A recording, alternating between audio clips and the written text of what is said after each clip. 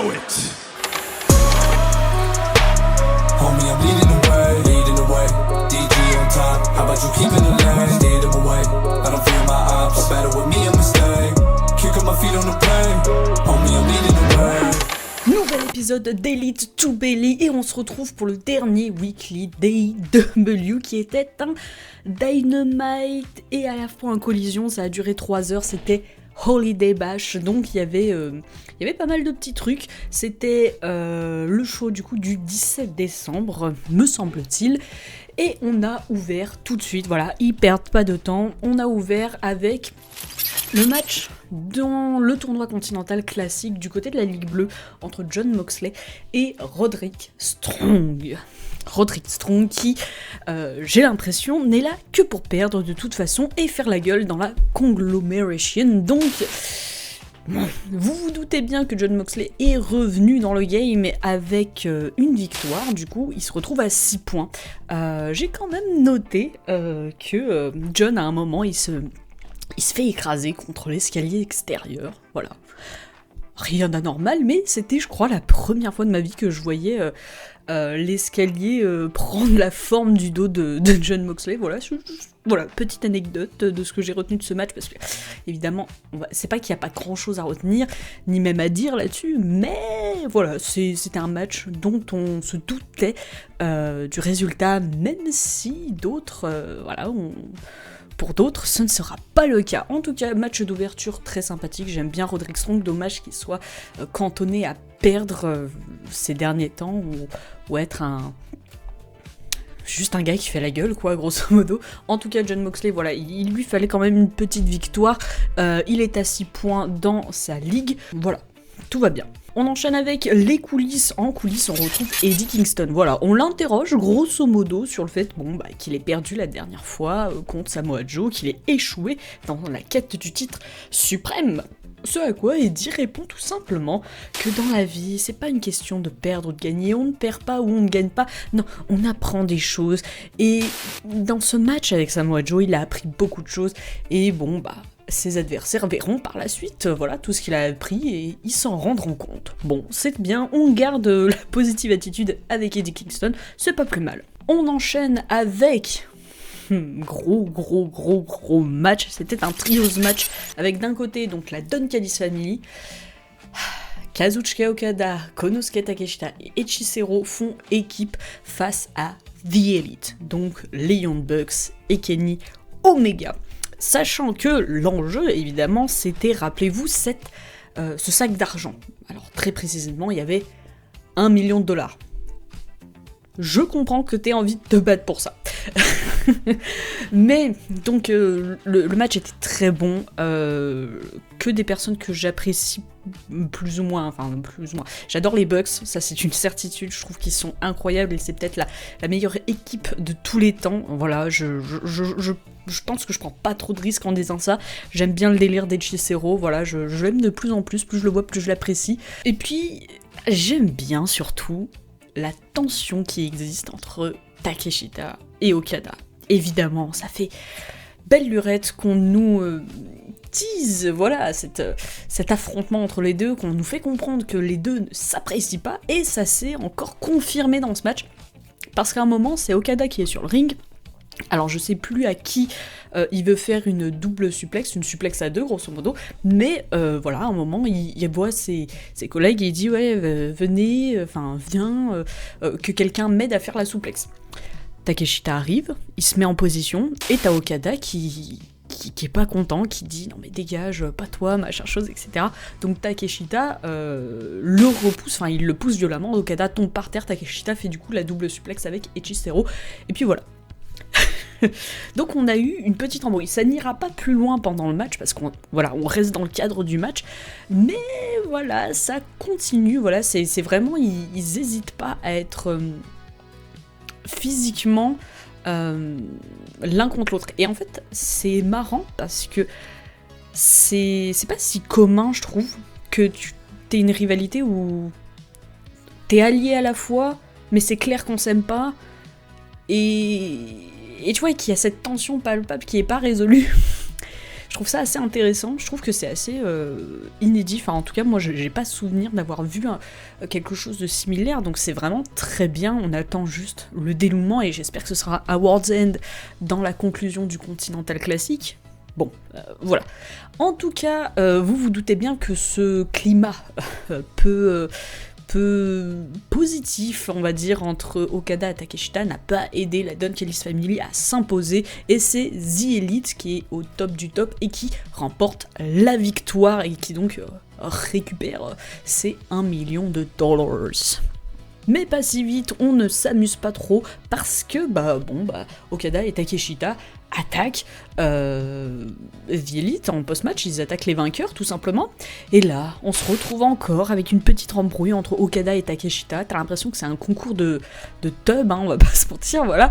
Il y en a un qui fait son Rainmaker, l'autre qui fait, j'ai oublié le nom de la prise, mais grosso modo le finisher de Takeshita, voilà, ils jaugent un peu comme ça, etc. Et donc ça laisse le temps à Kenny Omega d'aller, je crois, chercher un objet, je sais plus quoi, et puis de retourner sur le ring pour les virer, et donc la Don Callis Family prend la fuite.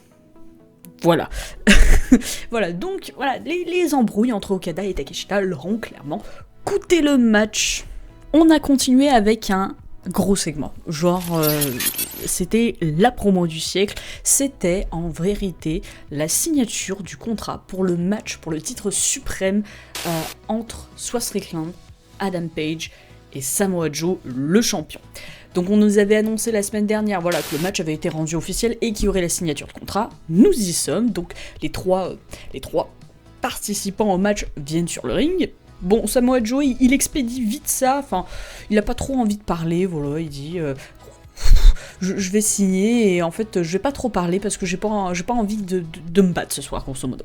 Ensuite c'est Swerve qui prend la relève, qui met en avant déjà dans un premier temps le respect qu'il a pour Adam Page et le respect qu'il pense que Page a pour lui. Voilà, il dit je pense que ces derniers temps, voilà, un respect mutuel s'est construit entre nous, et je pense aussi qu'une haine partagée existe à l'encontre de Samoa Joe, voilà, aussi bien pour Page que pour Swerve. Donc Swerve il dit ça, donc il se met Adam un peu dans la poche, et voilà, il dit que, en fait, il a déjà pris le titre à Samoa Joe, et c'est exactement ce qu'il va faire à World's End, il va lui reprendre le titre, c'est logique. Adam va prendre la parole à lui aussi, et il revient notamment sur sa victoire à All In, rappelant en fait aux deux que si lui est devenu champion, c'est en partie grâce à eux aussi, et que peut-être que si à l'époque il n'y avait pas des histoires, ou s'ils avaient mis les choses à plat quand par exemple Samoa Joe a affronté Jon Moxley, ou que quand Swerve va affronter Jon Moxley, peut-être que ce serait eux les champions et pas lui, mais la vérité c'est que ils ont mis les choses à plat pour le match d'Adam Page entre guillemets, et c'est le seul qui a réussi à faire le taf, donc voilà, il a réussi à le faire, et pour ça c'est pas n'importe qui. Et Adam du coup il fait tout un discours en mode oui, moi j'avais prévu de défendre le titre face à Darby Allin, face à Will Ospreay, face à Swerve Strickland et tout, même à toi Samoa Joe, et d'ailleurs je l'ai fait et je t'ai battu, et au fait au lieu d'accepter la défaite tout simplement, t'as préféré turn et te retourner là vers Shibata, vers Hook et vers Powerhouse Hobbs, et du coup de trahir toi-même finalement.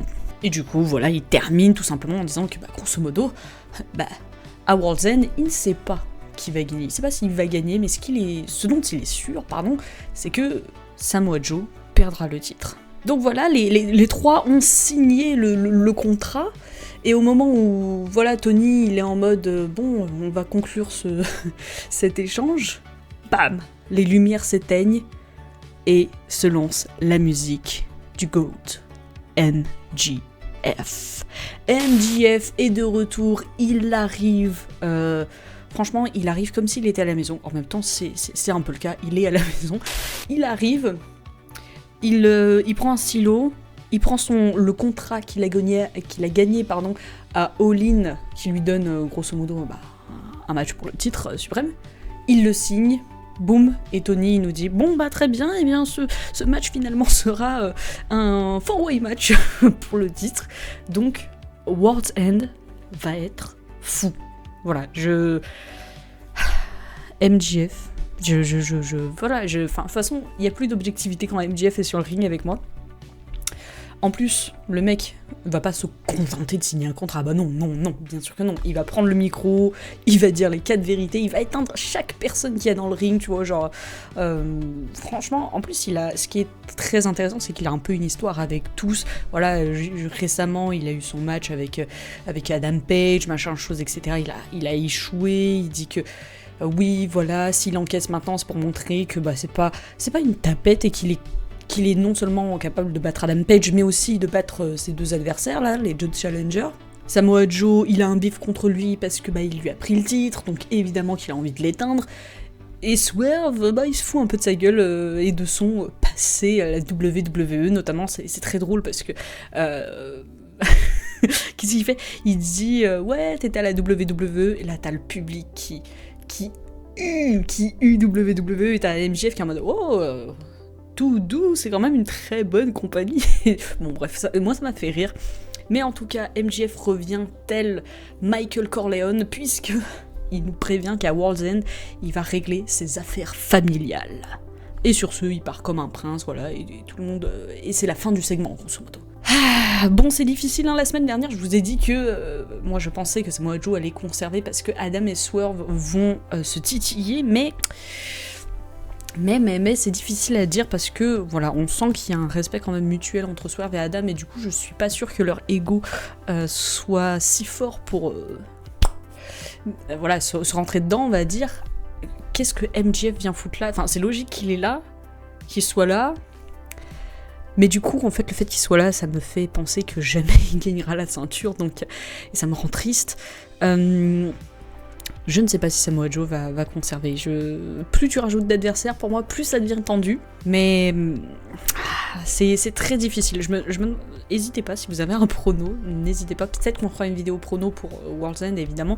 Mais c'est difficile. Donc, je vais rester sur mon pronostic de Samoa Joe qui conserve. Mais franchement, ça va être la boucherie, ce match, et j'ai hâte. On termine ce gros passage puisqu'on part du côté des coulisses avec Jet Speed. Voilà, on a Kevin Knight et Mike Bailey qui voilà, nous parlent du tournoi continental classique et du fait qu'ils souhaitent tous les deux atteindre la finale, voilà, tout simplement.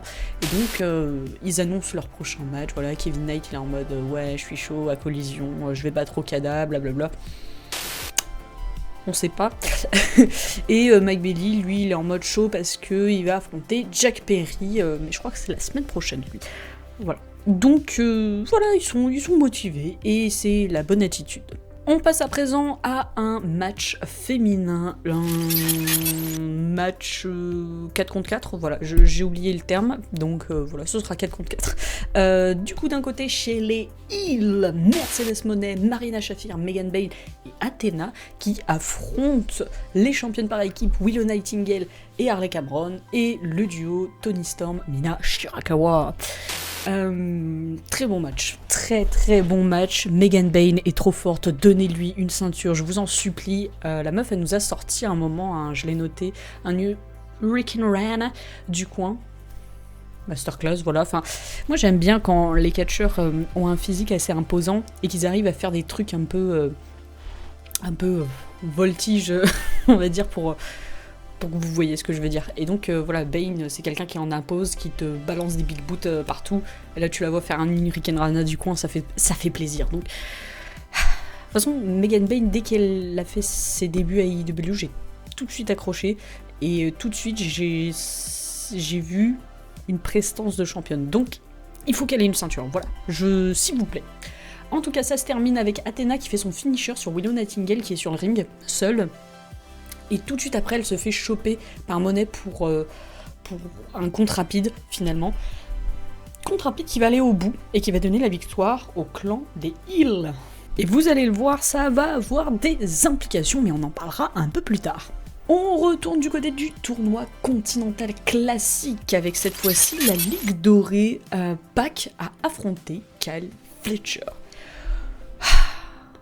J'adore Kyle Fletcher, j'aime beaucoup tous ses matchs, il est vraiment excellent. Pas que je le connais un peu moins, je l'apprécie un peu moins, mais là, il m'a bluffé. Voilà, il m'a bluffé sur ce match. Le mec, voilà, je parlais de Megan Bayne, d'être costaud, machin chose, et de faire de la voltige. Pac, le mec, vous voyez à quoi ressemble Pac. Genre, déjà la shape de Pac, d'où tu sors, mec, tu n'es pas humain. Et donc, Pac, il arrive quand même à nous faire... il y a un moment où Kyle Fletcher est en ringside, Pac monte sur le coin, et il nous sort un moonsault, mais magnifique le moonsault. Pareil plus tard, ils sont tous les deux sur le coin, et t'as Pac qui contre je crois que Kyle Fletcher va pour faire son brainbuster sur le coin, mais il le contre, et Pac il nous sort un Hurricane Rana reverse, inversé, machin chose du coin. Voilà, il m'a bluffé, et d'ailleurs il m'a tellement bluffé, enfin moi j'étais en mode, bon bah, le match, Pac, je vais pas dire que c'est pas le plus important des Death Riders, mais c'est clairement pas le membre le plus important, donc j'étais en mode, oui bon bah petite victoire de Kyle Fletcher, voilà, histoire de revenir dans le tournoi. Non. Pac, voilà, il a fini par placer son Black Arrow, et Kyle Fletcher, 1, 2, 3, pouf. Waouh, Kyle Fletcher, c'est la grosse chute dans le tournoi. Il a commencé très fort en réussissant à arracher une victoire à Okada, et il se retrouve à perdre contre Mike Bailey, contre Pac. C'est pas pour les discréditer, mais c'est vrai que moi j'étais en mode oula, bah, t'as réussi à avoir une victoire sur Okada, bon bah c'est free win. Mais non, voilà, on en revient au fait que le Continental Classic n'est pas prévisible, voilà. Et c'est ça qui est beau. Et donc Pac se retrouve à 6 points dans la Ligue dorée, du coup il est en tête et il est à égalité avec Fletcher, Okada, Bailey, donc trop cool, bien joué mec, et très beau moonsault, voilà, je retiens à le dire. On passe à présent à la Battle Royale, dans le cadre de la Battle Royale Diamond Ring. Voilà, j'ai bégayé, ça arrive. Écoutez, bon bah, la Battle Royale pour la bague de diamant, grosso modo. Voilà, je traduis aussi. Donc on avait une Battle Royale avec, grosso modo, les deux derniers sur le ring s'affronteront la semaine prochaine dans la finale pour la bague, voilà, tout simplement. Donc, dans le ring, pour ce match, on avait The Demand, on avait Ace Austin, on avait Shelton Benjamin, on avait Brody Lee, on avait Anthony Bowens, Max Caster, Mark Davis, Josh Alexander et Luchasaurus. Petit élément à noter, c'est que pendant que Brody Lee font son entrée, on a une attaque de The Demand, voilà, le clan de Ricochet les attaque, et du coup ça lance un peu le match.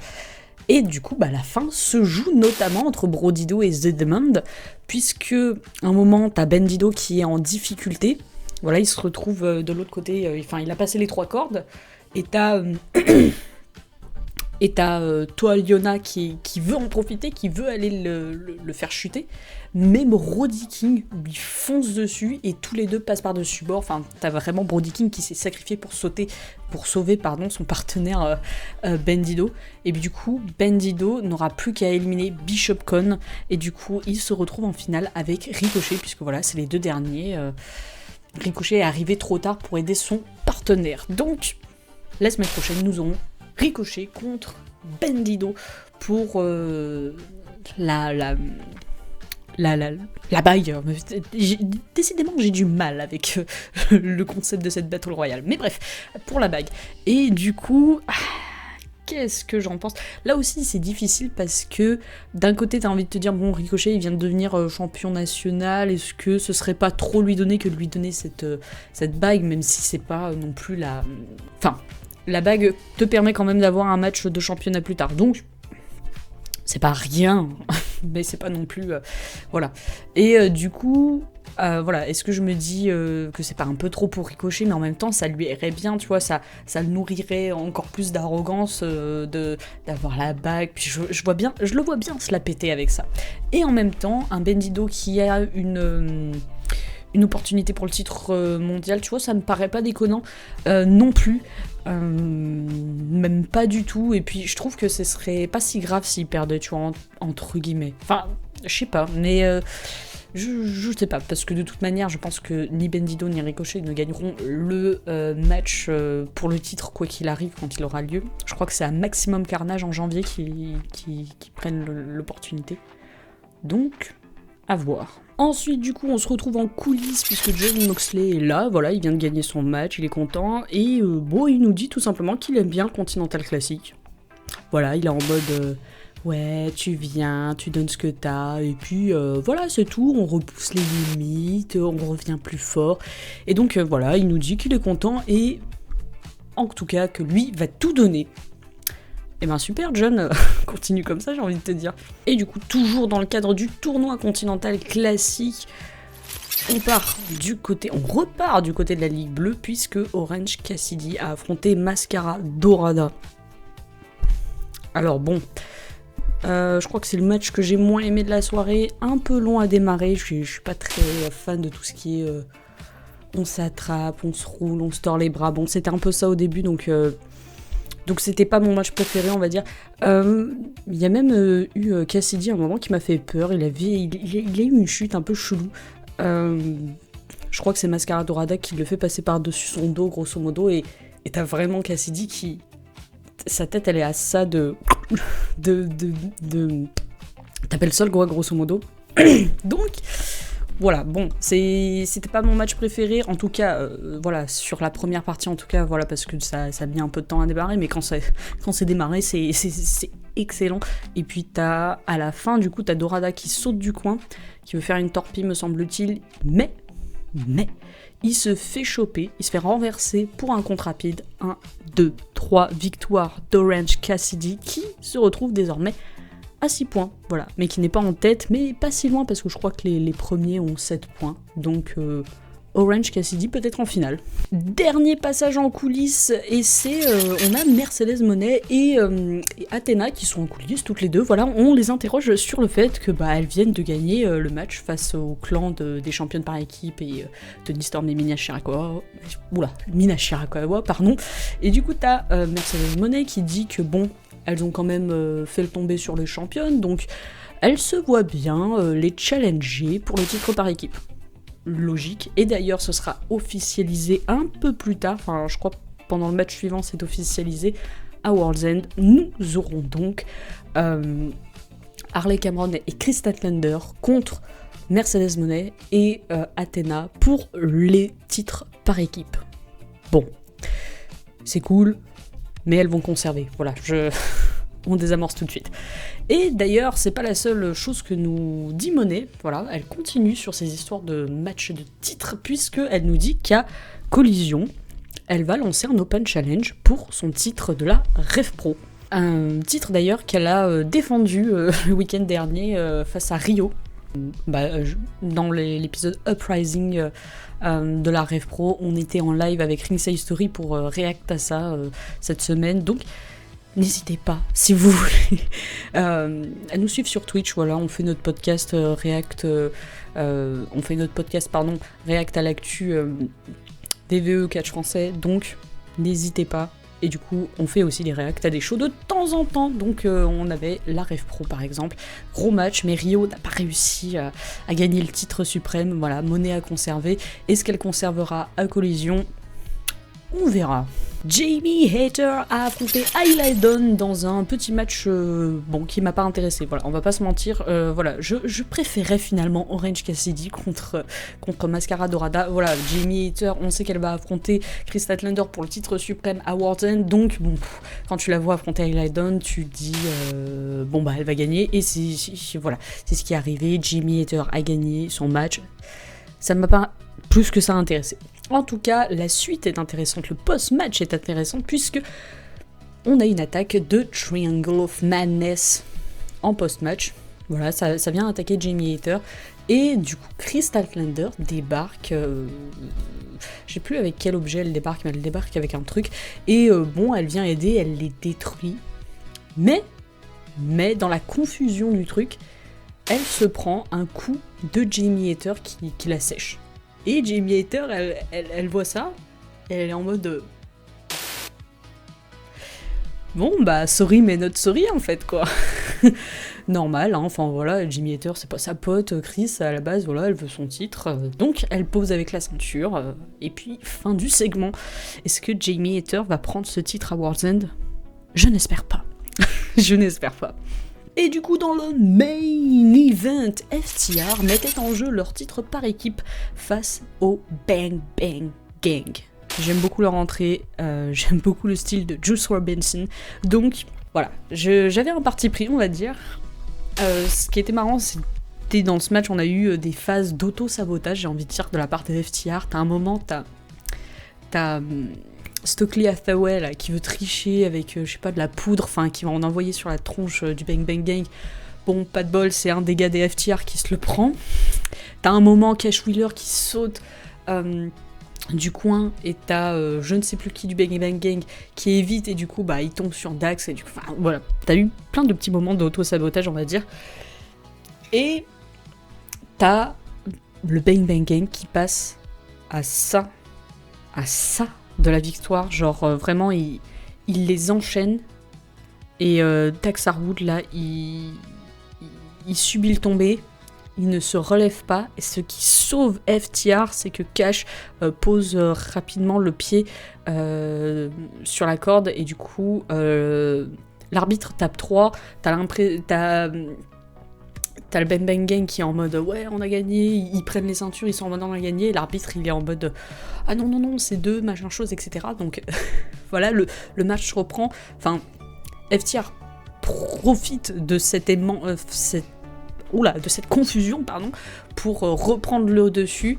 Il brise le genou de Juice, voilà, t'en as un qui fait un stomp du coin sur l'intérieur du genou, puis ensuite prise de soumission sur ce genou, et donc t'as Juice qui